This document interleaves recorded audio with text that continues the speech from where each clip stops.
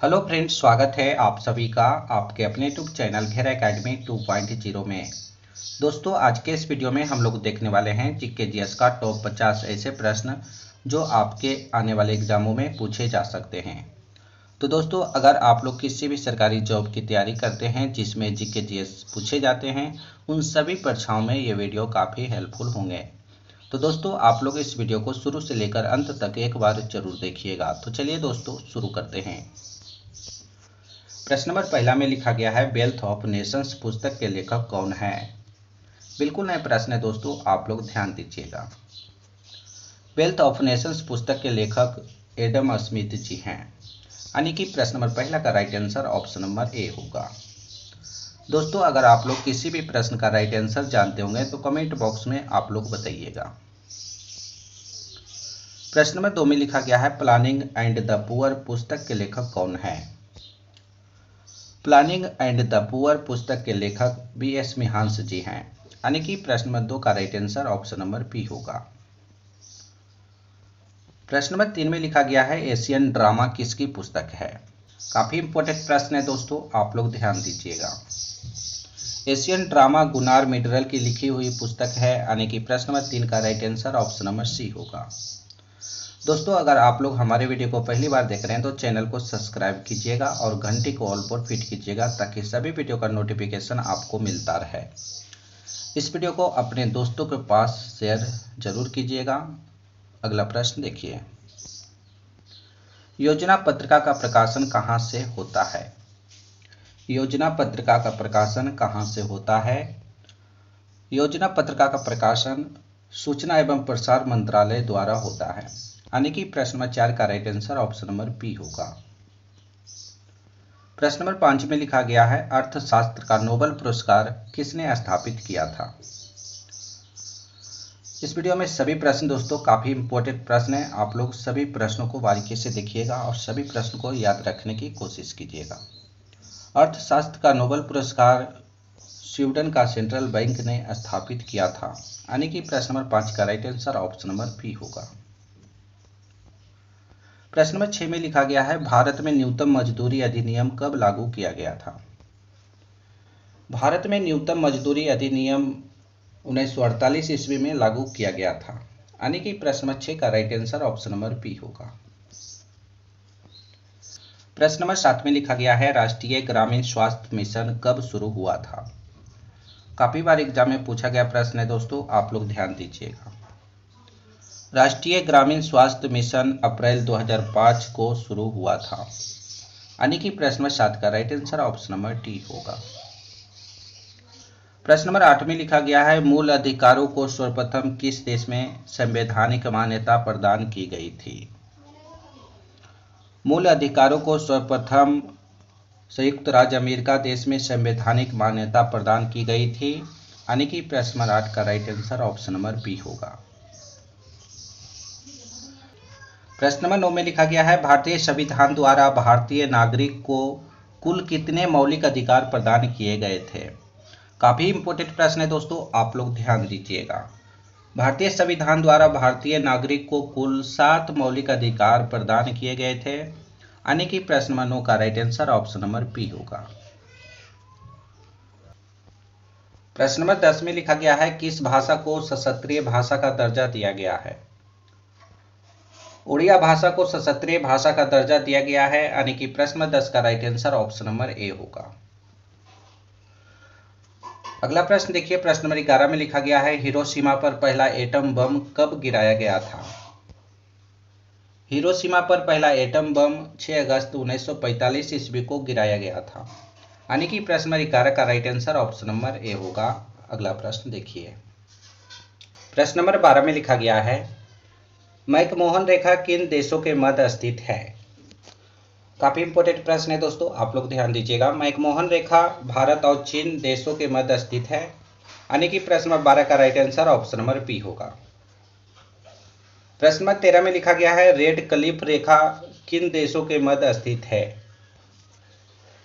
Red Cliff रेखा भारत और पाकिस्तान देशों के मध्य स्थित है, यानी कि प्रश्न नंबर 13 का right answer option number D होगा।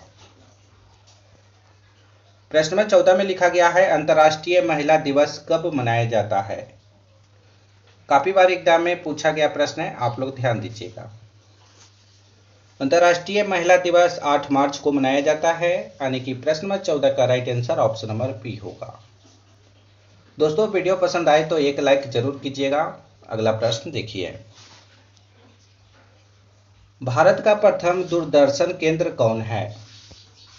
भारत का प्रथम दूरदर्शन केंद्र कहां पर है, तो आप लोग याद रखिएगा नई दिल्ली में, यानी कि प्रश्न नंबर 15 का right answer option number C होगा। प्रश्न नंबर 16 में लिखा गया है भारत की पहली टेक्निकलर फिल्म कौन है। भारत की पहली टेक्निकलर फिल्म झांसी की रानी है, यानी कि प्रश्न नंबर 16 का right answer option number C होगा। प्रश्न नंबर 17 में लिखा गया है भारत की प्रथम 3D फिल्म कौन है।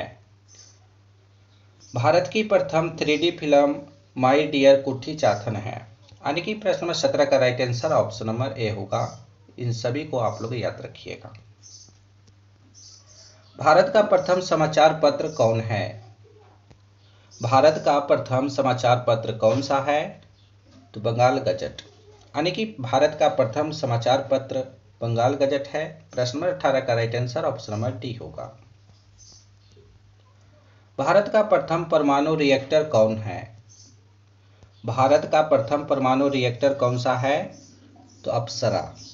भारत का प्रथम परमाणु रिएक्टर अप्सरा है। प्रश्न नंबर 19 का right answer option number A होगा। भारत की प्रथम पनडुब्बी कौन है। आप लोग को बताना है भारत की प्रथम पनडुब्बी का नाम क्या था।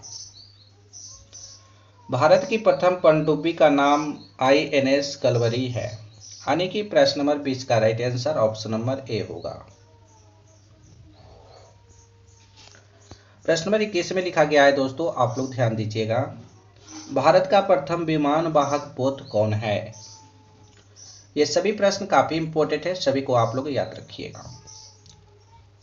भारत का प्रथम विमान वाहक पोत INS विक्रांत है, यानी कि प्रश्न नंबर 21 का right answer option number C होगा। प्रश्न नंबर 22 में लिखा गया है भारत का प्रथम मध्यम दूरी वाला मिसाइल कौन है। भारत का प्रथम मध्यम दूरी वाला मिसाइल अग्नि मिसाइल है, यानी कि प्रश्न नंबर 22 का right answer option number C होगा। प्रश्न नंबर 23 में लिखा गया है भारत का प्रथम प्रक्षेप अस्त्र कौन है। काफी इंपॉर्टेंट प्रश्न है दोस्तों, आप लोग याद रखिएगा। भारत का प्रथम प्रक्षेप अस्त्र का नाम पृथ्वी है, यानी कि प्रश्न नंबर 23 का right answer option number D होगा। प्रश्न नंबर 24 में लिखा गया है भारत का प्रथम आणविक केंद्र कौन है। भारत का पहला आणविक केंद्र तारापुर है, यानी कि प्रश्न नंबर 24 का right answer option number A होगा। प्रश्न नंबर 25 में लिखा गया है भारत का प्रथम खुला विश्वविद्यालय कौन है। काफी इंपॉर्टेंट प्रश्न है दोस्तों, आप लोग ध्यान दीजिएगा। भारत का प्रथम खुला विश्वविद्यालय आंध्र प्रदेश ओपन यूनिवर्सिटी है, यानी कि प्रश्न नंबर 25 का right answer option number B होगा। दोस्तों इस वीडियो को अपने दोस्तों के पास शेयर जरूर कीजिएगा, व्हाट्सएप, फेसबुक, इंस्टाग्राम इत्यादि पर।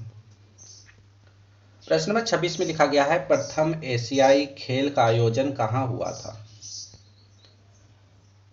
पहला एशियाई खेल का आयोजन दिल्ली में हुआ था, यानी कि प्रश्न नंबर 26 का right answer option number B होगा। भारत का प्रथम विश्वविद्यालय कौन है।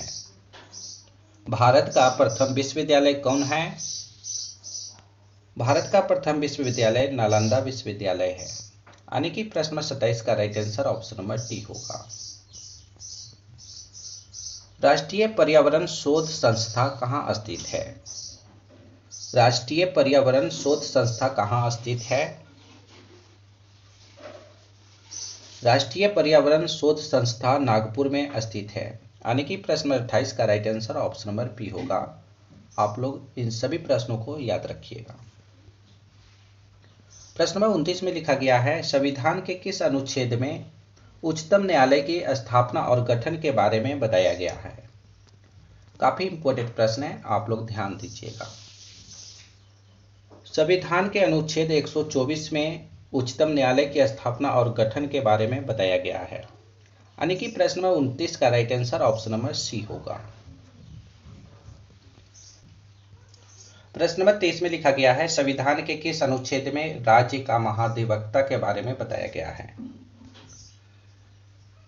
संविधान के अनुच्छेद 165 में राज्य का महाधिवक्ता के बारे में बताया गया है, यानी कि प्रश्न नंबर 30 का right answer option number A होगा। प्रश्न नंबर 31 में लिखा गया है, आप लोग ध्यान दीजिएगा, संविधान के किस अनुच्छेद में भारत का राष्ट्रपति जी के बारे में बताया गया है। संविधान के अनुच्छेद 52 में भारत का राष्ट्रपति जी के बारे में बताया गया है, यानी कि प्रश्न नंबर 31 का right answer option number C होगा। प्रश्न नंबर 32 में लिखा गया है, संविधान के किस अनुच्छेद में राष्ट्रपति द्वारा क्षमादान की शक्ति के बारे में बताया गया है। ये सभी प्रश्न काफी इंपॉर्टेंट है दोस्तों, आपके एग्जाम में पूछे जा सकते हैं, इसलिए आप लोग सभी प्रश्नों को याद रखने की कोशिश कीजिएगा। संविधान के अनुच्छेद 72 में राष्ट्रपति द्वारा क्षमादान की शक्ति के बारे में बताया गया है, यानी कि प्रश्न नंबर 32 का right answer option number A होगा। प्रश्न नंबर 33 में लिखा गया है, जय हिंद का नारा किसने दिया था। जय हिंद का नारा किसने दिया था। जय हिंद का नारा सुभाष चंद्र बोस जी ने दिया था, यानी कि प्रश्न नंबर 33 का right answer option number B होगा। प्रश्न नंबर 34 में लिखा गया है, मारो फिरंगी को ये शब्द किसने कहे थे। मारो फिरंगी को ये शब्द मंगल पांडे जी ने कहे थे, यानी कि प्रश्न नंबर 34 का right answer option number C होगा। प्रश्न नंबर 35 में लिखा गया है, सरफरोशी की तमन्ना अब हमारे दिल में है, ये नारा किसने दिया। काफी इंपॉर्टेंट प्रश्न है दोस्तों, आप लोग ध्यान दीजिएगा। सरफरोशी की तमन्ना अब हमारे दिल में है, ये नारा राम प्रसाद बिस्मिल जी ने दिए थे, यानी कि प्रश्न नंबर 35 का right answer option number D होगा।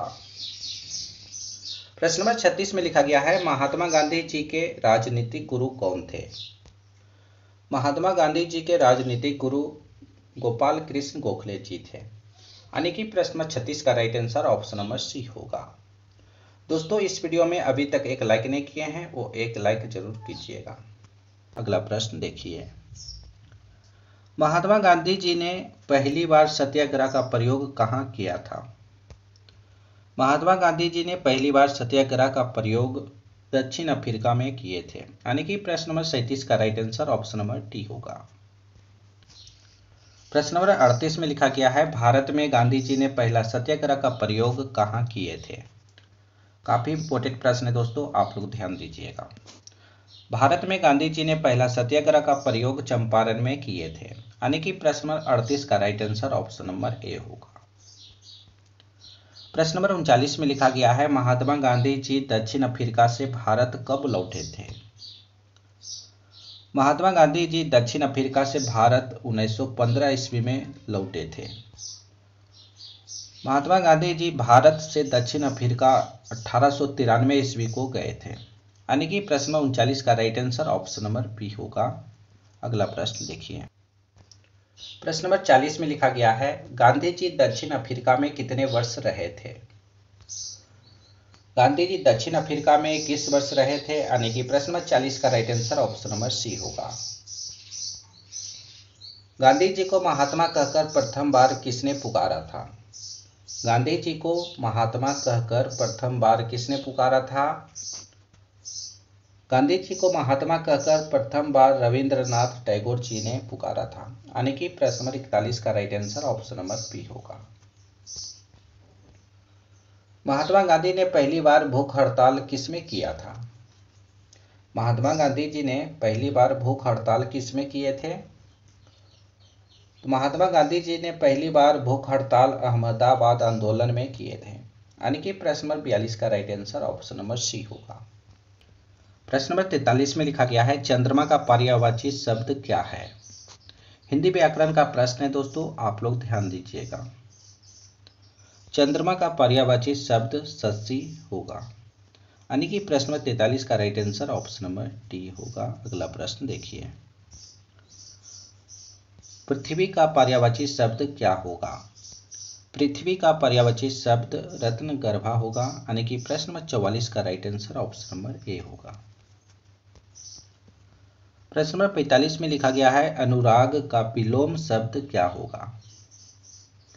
अनुराग शब्द का विलोम शब्द विराग होगा, यानी कि प्रश्न नंबर 45 का right answer option number C होगा। दक्षिण का विलोम शब्द क्या है? दक्षिण का विलोम शब्द क्या है? तो आप लोग याद रखिएगा, दक्षिण का विलोम शब्द वाम होगा, यानी कि प्रश्न नंबर 46 का right answer option number C होगा। अगला प्रश्न देखिए, निम्नलिखित में से कौन एक आरडीएक्स का अन्य नाम भी है? यानी कि आपको बताना है आरडीएक्स का अन्य नाम क्या है। आरडीएक्स का अन्य नाम आप लोग याद रखिएगा साइक्लोनाइट है, यानी कि आरडीएक्स को साइक्लोनाइट के नाम से भी जाना जाता है। प्रश्न नंबर 47 का right answer option number B होगा। प्रश्न नंबर 48 में लिखा गया है, निम्नलिखित में से आंसू गैस का घटक कौन सा है? आप लोग को बताना है आंसू गैस का घटक कौन सा है। तो आंसू गैस का घटक दोस्तों क्लोरोपिक्रिन है, यानी कि प्रश्न नंबर 48 का right answer option number A होगा। प्रश्न नंबर 49 में लिखा गया है, नायलॉन बनाई जाती है किससे? नायलॉन बनाई जाती है पॉलीएमाइड से। आप लोग याद रखिएगा, प्रश्न 49 का right answer option number C होगा। इस वीडियो का अंतिम प्रश्न है दोस्तों, आप लोग ध्यान दीजिएगा, निम्नलिखित में से कौन एक जिप्सम का रासायनिक सूत्र है?